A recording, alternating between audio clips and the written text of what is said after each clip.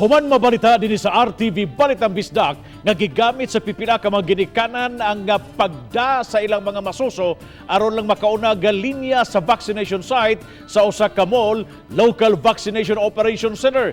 Hingpit nang nagdili sa mga ginikanan nga magda sa ilang mga anak nga nag-edad og 11 anyos paubos. Apan dunay pipila ka mga inahan nga magpabakuna ang nagdalagi hapon sa ilang mga anak nga nag-edad og 11 anyos paubos. Gipabili na lang sa mga ginikanan ang ilang mga anak ngadto sa mga staff sa vaccination site. Siluan meron din sa report.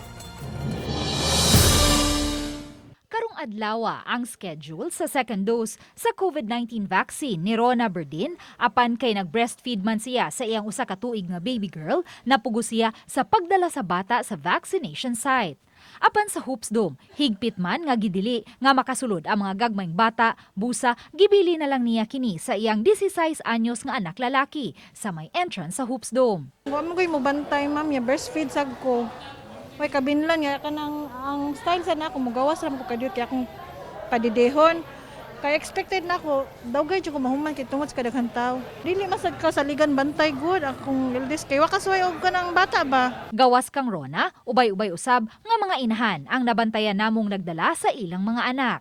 Ang uban nga wa gayoy kuyog, gibilin lang ang ilang anak sa staff sa vaccination site nga maoy nagbantay sa entrance. Karong adlaw, may pagawas og memorandum ang Deputy Head sa Local Vaccination Operations Center, Attorney James Saison, nga nagdili sa mga batang na nag-edad og 11 anyos paubos nga makasulod sa tanang mga vaccination sites. Subay kini sa nahitabo sa vaccination site sa Island Central Mall, diin gikatahong gituyo pagdala sa ubang mga inahan ang ilang mga masuso aron mahatagan og priority sa linya. Kaluoy pod sa mga bata nga gamiton ana. So yesterday when it was brought to my attention, I immediately told them verbally lang nga ibawal ang mga bata ages 11 below sa tanan vaccination sites. Gipasabot ni Saison nga bisan ang pagbilin sa mga bata sulod sa premises sa vaccination site sama sa entrance sa Hoops Dome, dili na usab tugutan.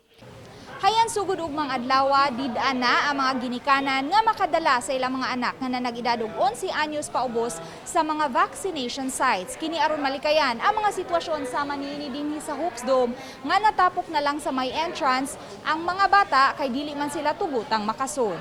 We're adding kanang risk sa ilaha kay gawas nga wa sila vaccinated, di sila vaccinated, i-expose pag nato sila sa daghan nga tawo. So we're just trying to protect also kani mga 11 below nga wala pa chance nga makapabakuna. Uban ni Marlon Malgazo, Luan Marondina, Balitang Bisdak.